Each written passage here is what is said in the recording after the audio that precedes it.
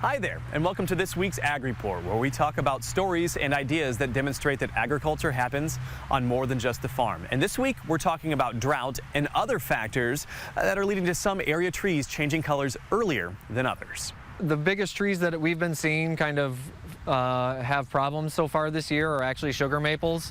One of the main reasons that we've have it contributed is the environment. So we seem to be getting a lot of hot, dry weather here, which is really causing a lot of stress in these trees. And the stress can ultimately bring in other factors. And one of those factors is called girdling and is noticeable around the base of the trunk. This is a surface root coming from the maple tree itself that has started to wrap back around the trunk of the tree here, and is actually, you can kind of see that it's starting to bulge out on the trunk. And this root here is putting so much pressure on the tree that it's starting to constrict water and nutrient availability for the tree. Girdling is something that can be prevented as long as you're taking the proper precautions. To catch it at a smaller size and an age is definitely preferred.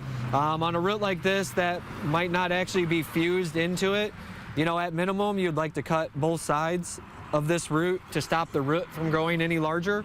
But beyond that, if it is fused, you can maybe take a very light tug and see if it comes off, but you don't want to pull too hard because you could cause more damage than you're doing good by trying to pull that root off of the tree.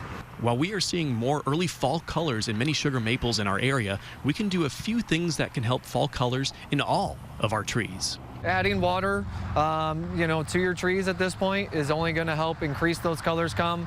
A lot of the fall color is actually onset by the change in, the earth. We're getting further away. The amount of sunlight that we're getting per day is going to activate that. And we'd like to thank Robert Spartz for taking the time to chat with us. If you have a story idea or something you'd like featured on this segment, send us an email over at news@kwqc.com. That's it for this week's Ag Report. Today's Ag Report is sponsored by John Deere.